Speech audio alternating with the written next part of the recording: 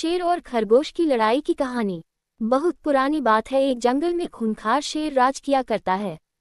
राजा होने के कारण वह शेर जंगल के बाकी सारे जानवरों पर धौंस जमाता था और उनका शिकार करके उन्हें खा जाया करता था। कई बार वह एक या दो नहीं बल्कि कई जानवरों को मार दिया करता था। इस बात से जंगल के सभी जानवर बहुत परेशान थे। उन्हें डर लगता था कि इस तरह एक दिन शेर जंगल के सारे जानवरों को खा जाएगा।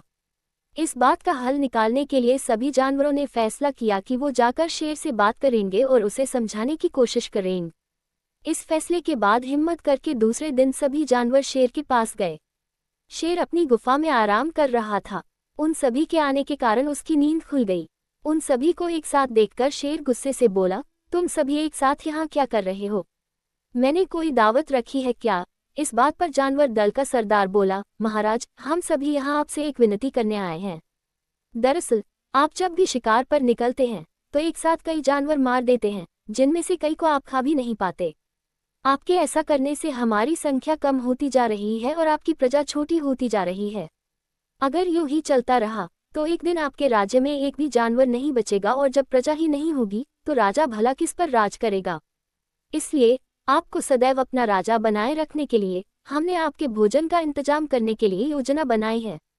हमारा सुझाव यह है कि आप शिकार पर न निकला करें, बल्कि हम खुद रोज एक जानवर आपकी गुफा में भेज दिया करेंगे।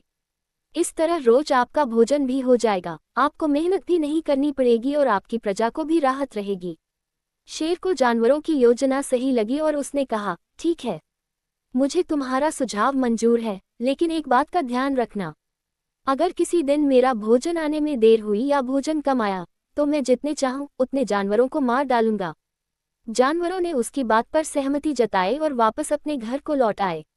उस दिन के बाद से हर रोज एक जानवर शेर की गुफा में पहुंच जाता और शेर उसे मारकर अपना भोजन बना लेता।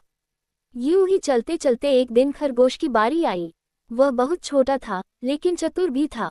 उसने सोचा कि रोज शेर के हाथों एक जानवर मारा जाता है, ये तो गलत है। इस परेशानी का समाधान करने के लिए कोई चाल चलनी पड़ेगी। तभी उसके दिमाग में एक आइडिया आया। वह धीरे धीरे घूमता फिरता शेर की गुफा तक पहुंचा। वहां पहुंचकर उसने देखा कि शेर गुस्से से आग बबूला हो रखा है। शेर ने जैसे ही खरगोश को देखा उसका गुस्सा बढ़ गया और वह दहाड़ कर बोला, तुम जरा से खरगोश मेरा पेट भरने आए हो और ऊपर से इतनी देरी से आए हो।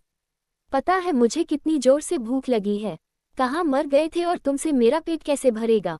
शेर को तिमिलाया हुआ देख खरगोश बोला, महाराज, मैं आपकी सेवा में अकेला नहीं आ रहा था, बल्कि मेरे साथ मेरे 5 साथी और भी थे। लेकिन मगर महाराज, रास्ते में हमें एक और शेर मिल गया जो हमें खाने की जिद करने लगा। वह मेरे साथियों को मारकर खा गया। मैं किसी तरह अपनी जान बचाकर यहाँ आया हूँ। ये सुनकर शेर और ज्यादा गुस्सा हो गया। वह बोला, एक और शेर? कौन है वह और मेरे जंगल में क्या कर रहा है?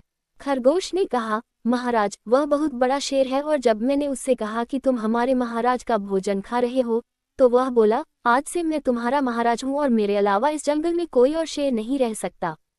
मैं सबको मार डालूंगा।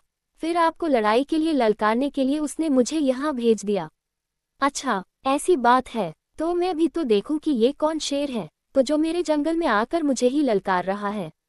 ले चलो मुझे उसके पास, शेर ने गरज कर बोला और खरगोश के साथ चल दिया। खरगोश उसे जंगल के बीच मौजूद एक कुएं के पास ले गया और बोला, महाराज, वो इस गड्ढे के नीचे गुफा में रहता है। आपको आता देख शायद वह अंदर घुस गया।